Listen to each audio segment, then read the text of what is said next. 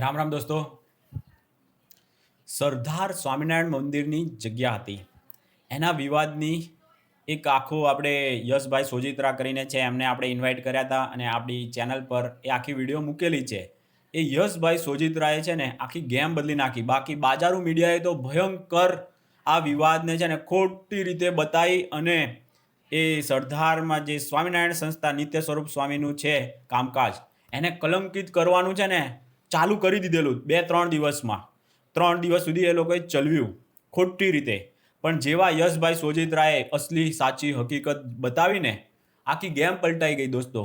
એક આખી જે મારામારીનો આખો વિડીયો હોય એમાંથી અમુક સેકન્ડની જરાક અમથી છે ને કટ મારેલી વિડીયો આ મીડિયાવાળાએ ચલાવી અને એમ કીધું કે આ સંતો તો આમ કરે છે, તેમ કરે છે, ફલાણું ઢીમકાણું, એવા ખોટા આરોપો નાખ્યા. તમને ખબર જ છે બાજારું મીડિયા ઠગ ના હોય તો એ મહાઠગ કહે ને એવું ભયંકર એ લોકો નેરેટિવ ચલાવે ને કે લોકોને એમ થઈ જાય કે આ ગુજરાતમાં શું થઈ રહ્યું છે.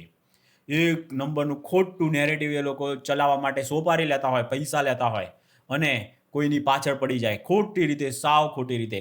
પણ ભગવાનની દયાથી હવે સોશિયલ મીડિયા પર ઘણા બધા જાગૃત લોકો આવી ગયા છે ને, તો આ લોકોનો કાર્ય હવે ફાવતી નથી.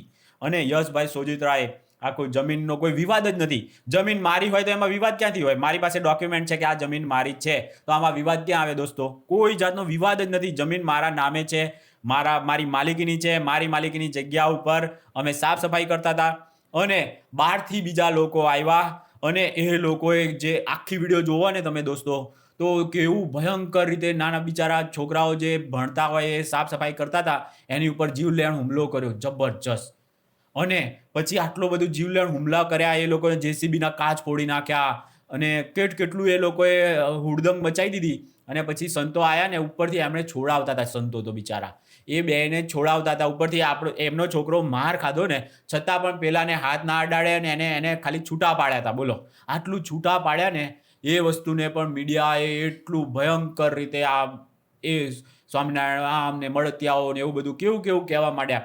આપણે કેમ બીઝેડના સપોર્ટરો બેનર લગાવે તો કે મળતિયાઓ બેનરો લગાવ્યા. હવે તો બીજે બધે વાગે છે. હવે તો સપોર્ટમાં ફૂલ આખા લગનો ગાજે છે હવે બીઝેડથી.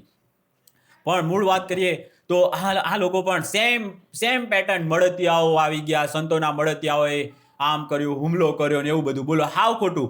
ઉપરથી પેલા લોકો આવ્યા છે, કોઈ બિપિન મકવાણા કરીને છે, એ વ્યક્તિ આવ્યો છે અને એની બધી હકીકત પણ એક સ્વામીજીનું ઇન્ટરવ્યૂ છે એમાંથી ખબર પડી ગઈ છે હવે બધાને કે આ જમીન છે ને લગભગ 87માં છે ને 87 પહેલા 30 વર્ષ પૂરા થઈ ગયા હતા. 30 વર્ષ માટે કોઈ એક વ્યક્તિને આપેલી હતી, એના બાપ દાદાને આપેલી હશે જમીન, બરાબર, વાવવા માટે 30 વર્ષ માટે. તો એ 1987માં તો એ પૂરું થઈ જતા હતા 30 વર્ષ. એટલે સરકારે પાછી જમીન લીધી પછી પણ તો બી આ લોકો કંઈક એની ઉપર રોકડિયા પાક લેતા હતા અને એવું બધું કરતા હતા.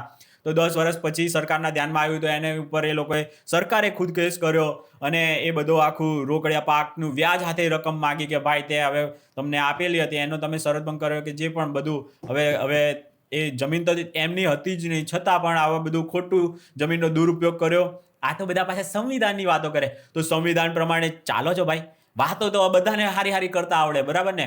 પણ એ પ્રમાણે ચાલ્યા છે એ મેઇન છે ને. બોલવાનું જુદું અને કરવાનું જુદું. હાવ ગુંડાગર્દી આખી તમને દેખાય. એ છોકરો આખા સિવિલ હોસ્પિટલમાં દાખલ કર્યો એને બિચારાને. અને પછી પાછો સામે આ લોકોની કેવું પાછું હરામખોરી જુઓ તમે. એ જાતે સિવિલમાં એમાં દાખલ થઈ ગયા અને ઉપરથી એટ્રોસિટી લગાવવાનું. આમાં એટ્રોસિટી આવે જ નહીં, પણ દુરુપયોગ કેવો ભયંકર આ લોકો કરે છે એ ઉપરથી તમને સમજાય. એટ્રોસિટી ઉપર કે આ લોકોને ફિટ કરો. અરે પેલા પોલીસવાળા કે આમાં એટ્રોસિટીનું કંઈ આવતું જ નથી, તો એ કે ના આ એટ્રોસિટીમાં જ આ લોકોને ફિટ કરો. એ લોકોએ મારી પર હુમલો કર્યો. અલ્યા ભાઈ, તું એમની જમીન પર આવ્યો, તે હુમલો કર્યો, આખી વિડીયો દેખાય છે, બધું ખબર પડે છે. હવે તો FSLમાં બધું મોકલ્યું જ છે એટલે બધું આવશે બહાર ને. ઓરિજિનલ હકીકત તો બધી હવે પોલીસ બિચારો કે ભાઈ આમાં એટ્રોસિટી તો આવતી જ નથી, તું ઉપરથી ગયો છે એમની જમીનમાં, એ લોકોની ઉપર તે હુમલો કર્યો, તો હવે ઉપરથી તે હુમલો કર્યો ને એટ્રોસિટી લગાવવાની. પણ જો આ એટ્રોસિટીના કાયદાના કેવા ભયંકર દુરુપયોગ થાય છે. હાવ તદ્દન દુરુપયોગ થાય છે. કોઈ એક કિસ્સામાં એ સાચો નથી હોતો. બોલો, એટલી હદે તો હવે તો બહાર આવવા માંડ્યું છે. પણ આ ભયંકર એટ્રોસિટીનો ખોટો આરોપ લગાવવાની એ લોકો અત્યારે હવે કોશિશ કરી રહ્યા છે. તો આ હું કાયદા કાનૂન ને આ સંવિધાન ને આ બધા કાયદાઓ જે આપેલા છે એનો કેવો ભયંકર દુરુપયોગ થાય છે. પણ આ બધું ચાલે છે કારણ કે અમને આપેલા છે કાયદા. બોલો, સ્પેશિયલ અમુક જ જાતિને આપી દો એટલે એનું શું થાય? એ લોકોની જોવા દાદાગીરી. હવે જમીન તો આમ માણસનું શું થતું હશે? તમે વિચાર કરો, સામાન્ય માણસ પોતાની જમીન ઉપર આ લોકો કબજો જમાવે તો છોડાવીએ કે ના છોડાવીએ કે બોલો? મારો એક દોસ્તાર છે મુસલમાન, અહીંનો નથી, એમપીનો, તો એને પણ એટ્રોસિટીમાં બિચારાને ફિટ કરી દીધો, બોલો. એને સામેથી હવે પૈસા આપીને માંડ છૂટે રહે. ઉપરથી એની જમીન એને લીધેલી હતી ને એની જમીન એને કઢાવવા આંખે પાણી આવી ગયું, પૈસા આપ્યા તો માંડ એ છૂટ્યો એટ્રોસિટીમાંથી, અને હવે જમીન લઈ લીધી છે પેલા લોકોએ, બોલો. આવી ભયંકર હદે જે રમખાણ ચાલી રહ્યું છે ને આ એટ્રોસિટીના નામે, બહુ ભયંકર છે દોસ્તો. આમાં સાચા માણસને જરૂર પડશે ને ત્યારે આ એટ્રોસિટી એના માટે બનાવ્યું છે, પણ આ લોકો એટલો દુરુપયોગ કરે ને કોઈ સાચો બી આવશે ને તો બી કોઈને વિશ્વાસ નહીં થાય, બોલો. આટલી હદે હવે થઈ ગયું છે આ એટ્રોસિટીને. બધી વસ્તુમાં એવું કરી નાખ્યું છે, બધા કાયદાનું એવું કરી જ નાખ્યું છે. જેમ કે દહેજના કાયદા છે તો એનો પણ ભયંકર દુરુપયોગ. આ બધાની હવે જરૂર જ નથી. જ્યારે તમારી પાસે અત્યારે આટલું બધું થઈ ગયું છે તો વિડીયોગ્રાફીના આ બધું છે એની ઉપરથી ખબર પડી જ જાય કે કોઈએ કોનું શું કર્યું છે, ખોટું કર્યું છે કે નથી કર્યું. હવે તો આટલું, અને કોઈ વ્યક્તિને કોઈ જાતિ સૂચક ને એવું બધું કહેતા હોય તો સામે મને કેટલા, મેં એટ્રોસિટી ઉપર એક વિડીયો બનાવ્યો તો મને કેટલી ગાળો દીધી, મને તો ધમકાયો છે, મારા જાતિ વિષયક ખોટા શબ્દો કીધા અને બધું કીધું. પણ હું લો, આપણી પાસે કાયદા નથી. કાયદા હોય ને તો દુરુપયોગ ના કરાય, કારણ કે આમાં તો હવે વર્ચ્યુઅલ દુનિયા છે તો એવું બધું કદાચ આમ તેમ રહે, પણ સામે હાથે રહેતા હોય તો બધા હળીમળીને જ રહેતા હોય. પણ જેને દાદાગીરી કરવી છે ને તો એ બધા કાયદાનો દુરુપયોગ કરીને કરે જ. એટલે આવા કાયદા હોવા જ ના જોઈએ, પણ છે. હવે શું કરીએ કે, કારણ કે આ વસ્તુને 75 વર્ષ પછી આ વસ્તુ આપણને ખબર પડે છે કે આ ખોટું છે. હવે તો એ વખતે જ્યારે આ બન્યા હશે ત્યારે એની બહુ જરૂર હશે, આપણે માનીએ છીએ કે ભયંકર જરૂર હશે એની, પણ આજે એની શું જરૂર છે એ વિચાર કરવો પડે ને. દર વર્ષે કાયદા, દર 10 વર્ષે તો કમસે કમ જે વસ્તુ આની જરૂર છે કે નહીં એ રેફરેન્ડમ કરાવવો જોઈએ લોકોમાં, અને લોકો નક્કી કરે કે હા જરૂર છે તો રાખાય, નહીં તો કાઢી દેવાય. આજે તો મને ખબર પડી દોસ્તો કે રેડિયો હોય ને, પહેલાં રેડિયો તમારા ઘરમાં વગાડવો હોય ને તો બી લાયસન્સ જોઈએ, બોલો. રેડિયો માટે પણ લાયસન્સ જોતું હતું. હા, રિયાલિટી છે, ખોટી આપણે કોઈ એ નથી કરતા.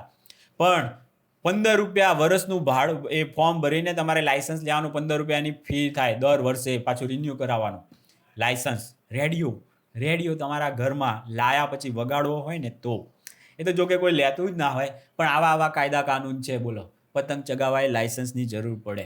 આ વાત થર્ડ ક્લાસ કાયદાઓ છે ભારત દેશમાં. અને પછી કે સંવિધાન બહુ સારું છે. આપણે હવે એમાં ના સારું હોય એટલી વસ્તુ આપણે કહેતા હોઈએ, એના લીધે આખું સંવિધાન ખરાબ દેખાય છે. પણ જે બી હોય, આપણે તો આ યશભાઈ સોજિત્રાએ જે આખી ખેલ બાજારું મીડિયાનો આખો ગેમ પલટી નાખી દોસ્તો, અને સત્ય હકીકત બહાર લાવ્યા. અને જે બધાને ખબર જ હોય, પણ જે લોકોને છે ને તમારી પર ખોટા આરોપો, આખી ગેંગ છે આવી રહી છે, એ ગેંગ હિન્દુ વિરોધી આખી ગેંગ છે, ટોળકી.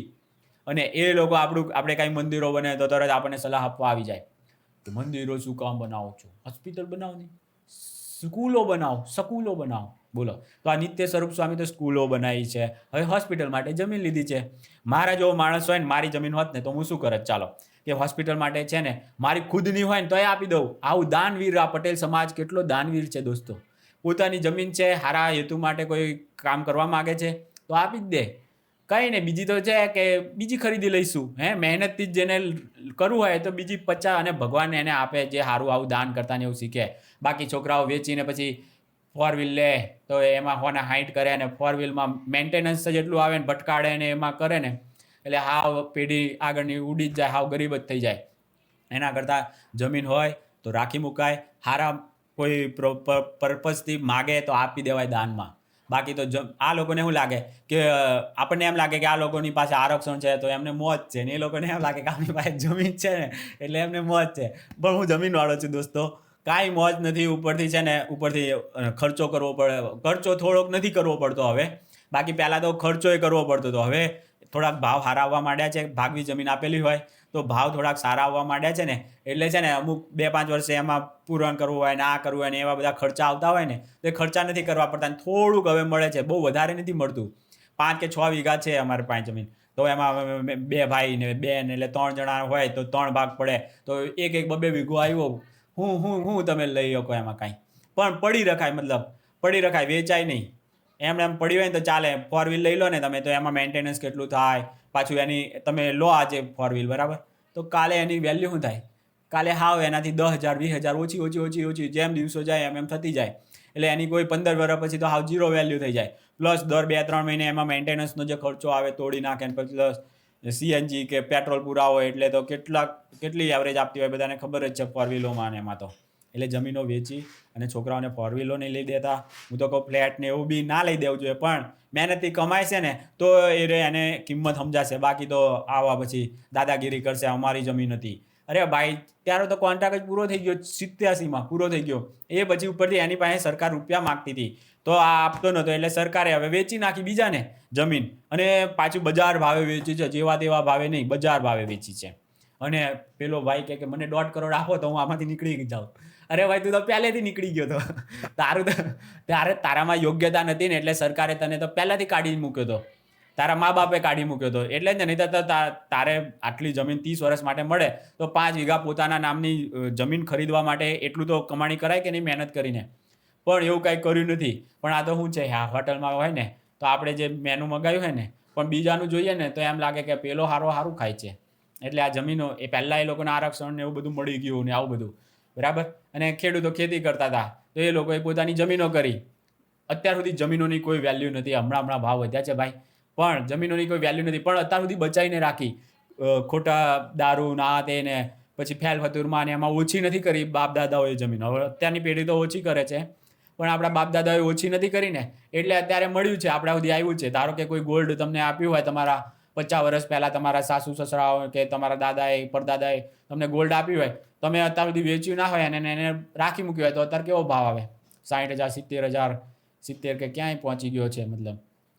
તો એટલો ભાવ આવે ને, પણ વચ્ચે જ વેચી નાખ્યો હોય, 30,000નું હોય ત્યારે જ વેચી, બહુ સારો ભાવ છે એમ સમજીને વેચી માર્યો હોય, તો પછી અત્યારે તો જીવ બાળો કે ઓહો 60-70,000 થઈ ગયા, રાખ્યું હોત તો સારું હતું, રાખ્યું હોત તો સારું હતું. આવું જ થાય. એટલે જમીનોને એવું કંઈ વેચાય નહીં. અને અમને એમ લાગે કે આ લોકો આરક્ષણથી બહુ સારી મલાઈ કાપે છે, અને એ લોકોને એમ થાય કે આ લોકો જમીનથી સારી મલાઈ લે છે. એટલે બે એકબીજાનું જોઈને ઈર્ષાથી બળીએ છીએ. બાકી કાંઈ નથી આમાં. જમીનવાળાને પૂછો ને તો ખબર પડે કાંઈ જમીનમાં કાંઈ હવા જ નથી એટલો બધો. પણ તમારા છોકરા સારા એવા હોય તો જમીન વેચીને એને પૈસા આપીને કંઈ બિઝનેસ કરાવવાનું રિસ્ક લેવાય. બાકી ઓના 60 લક્ઝરિયસ કાર લેવા માટે ને એવી રીતે માટે જો છોકરાઓ વાપરવા હોય ને તો એને જમીન વેચીને નહીં લઈ દેતા. નહીંતર તો ગયા સમજો, તમારી આવનારી પેઢી ગરીબ જ છે, સમજી જ લો. મહેનત કરીને તમે એને કમાતા શીખવ્યા ને તો જ એનો બેડો પાર છે. બાકી તો બધાને એમ કે તમે આપણે બાપ દાદાનું છે, તમે તમારું તું મોજ કર એવું કહીને જેટલા છોકરાઓને એ આવા સંસ્કાર આપ્યા છે ને એ બધા ઓછા જ કરે છે. હા ઓછા, એની આવનારી પેઢી એનાથી ડબલ ઓછું કરશે એટલે પૂરું થશે. એટલે આવા બધા અને આ એટ્રોસિટીના નામે કોઈને બ્લેકમેલ તો કરાય જ નહીં ભાઈ. આ તો સુધારવું પડે. એમની પોતાની સમાજમાં જાગૃતિ થવી જોઈએ કે આમાં તો આપણું નામ ખરાબ થાય છે, આવા ખોટા કેસો કરવાનું રહેવા દો. ત્યાં જઈને તમારે છે ને એક સંગઠન બનાવવું જોઈએ, અને આવા કોઈ પણ જાતના જે વિવાદ હોય ને તો ત્યાં જઈને એ લોકોએ નક્કી કરવું જોઈએ કે આમાં સાચું કોણ છે ને ખોટું કોણ છે બરાબર. અને પછી સમજદાર લોકો એવા પંચમાં રહેજો પાછા. નહીંતર પછી આપણા સમાજનો છે એટલે એ ભલે ખોટો હોય તો એમાં તમારો સમાજનો હોય, આ એકમાં કદાચ તમને એમ થઈ જાય, પણ આખા ગુજરાતમાં વેલ્યુ કેટલી ડાઉન થાય છે ને તમને ખબર જ નથી. તમે જેટલું પામો છો ને એનાથી લાખ ગણું તમે ગુમાવો છો ને એ તમને દેખાતું નથી. તમને એમ લાગે કે 1 કરોડ રૂપિયાની જમીન ગઈ એમ થાય, પણ 1 કરોડની સાથે 500 કરોડની તમારા સમાજની વેલ્યુ તમે ડાઉન કરી. 500 કરોડની બોલો. અને હવે તો એમાં તો પાછો બૌદ્ધ વિહારના નામે, એટલે આમાં તો ડબલ વસ્તુ આમાં તો એ થાય છે, ખોટું એ થાય છે કે બૌદ્ધ કે આવા છે આ લોકો એમ થઈ જાય ને. પછી આ સમાજ, દલિત સમાજ વિશે બી એમ થઈ જાય કે હા બસ ખોટા જ કોઈને દબાવવા માટે જ આવા બધા ઉપરથી મારામારી કરે અને પાછા એટ્રોસિટી પી લગાવે. ડબલ એ લોકો છે ને દાદાગીરી કરે. તો આવું બધું ના થવું જોઈએ દોસ્તો. એ માટે થોડીક જાગૃતિ લાવો. મને તો કાંઈ ફેર નથી પડતો. હું તો આવું જાતપાતમાં માનતો નથી, અને એનું ઉદાહરણ જોવું હોય ને તો ખુદ આવી જવું, પણ હું એડ્રેસ નથી આપવાનો. પણ તમારે જાણકારી મેળવવી હોય ને તો હું આમાં કશામાં માનતો જ નથી. એવી મારે ભવિષ્યમાં જરૂર પડશે ને કોકને બહુ કે બતાવી દેવું છે આપણે કે આપણે એમાં નથી માનતા, તો આપણે બતાવશું એ રીતનું. બરાબર ને દોસ્તો? તો પ્લીઝ તમને વિનંતી છે, એટ્રોસિટી કોઈની ઉપર ખોટા ના કરો. અને ખોટા આવા જમીનોના વિવાદોમાં તમે સામેથી એ સમાજના કોઈ મોભી હોય, અગ્રણી કોઈ હોય, એ લોકો જઈને સાચી હકીકત જાણો અને એ પછી મીડિયામાં જણાવો કે આ અમારા છોકરાનો વાંક હતો, અમે માફી માગીએ છીએ. આવા ખોટા છે ને લંપટગીરી, અસામાજિક કામો નથી કરવાના. એ લોકોને અમે સમજાવ્યા છે ને હવે આવું નહીં કરે એવું એણે કીધું હોય કે ના કીધું હોય એ બધું જણાવવું જોઈએ. પછી એ પંચને ને એને જવું જોઈએ આવા બધા વિવાદોમાં, જેથી કરીને સમાજમાં છે ને થોડુંક એકરૂપતા આવે. આમ સમાજમાં ડખા ન થાય. સમજી જાઓ ને, સીધી સિમ્પલ વાત કે ડખા ન થાય. ખાલી ખોટા ડખા આમાં તો થાય ને તો બીજો જે સાંભળે ને તો એ ચેતાઈ જાય કે ભાઈ જો આપણે આમ છે ને તો અત્યારે આપણી જમીન આને વાવવા તો આપી છે પણ આમને અપાય નહીં, આમ થઈ જાય તો કેટલાના રોજગાર આ લોકો છીનવી નાખે. આર્થિક રીતે પણ ભયંકર નુકસાન થાય. પછી ઘર નથી આપતા અને આવું બધું તો છે જ નુકસાનો ઓલરેડી જ. એ ના થવું જોઈએ, ના જ થવું જોઈએ. પણ થાય છે શું લેવા? આવા બધા ડખા ખોટી રીતે તમે કોકને હેરાન કરો ને તો આમાંથી એ લોકો સબક શીખે કે ભાઈ આ માણસો હોય ને તો આવા હોય છે એટલે આપણે એમનાથી દૂર હારા. એમ કરીને એ લોકો છે ને પછી તમારાથી દૂર રહેવાનો પ્રયત્ન કરે, જેથી કરીને ક્યારેય એટ્રોસિટીની જંજાળમાં ફસાય નહીં. એટલે આવું બધું તમારે જાતે આ તો સમજવાની વસ્તુ છે. પાછા તમે બી આવીને ગાળો દેશો, આમ કરશો તેમ કરશો, એમાંથી કંઈ તમારો બી ઉદ્ધાર નહીં થાય અને કોઈનો નહીં થાય, સમાજનો, ગુજરાતનો નહીં થાય. એના કરતાં તમારી ભૂલ હોય તો તમે એને છે ને સુધારવાનો પ્રયત્ન કરશો ને તો બધાની પ્રગતિ છે આમાં દોસ્તો. ચાલો ત્યારે બીજા કોઈ વિડીયોમાં મળીએ, ત્યાં સુધી રામ રામ.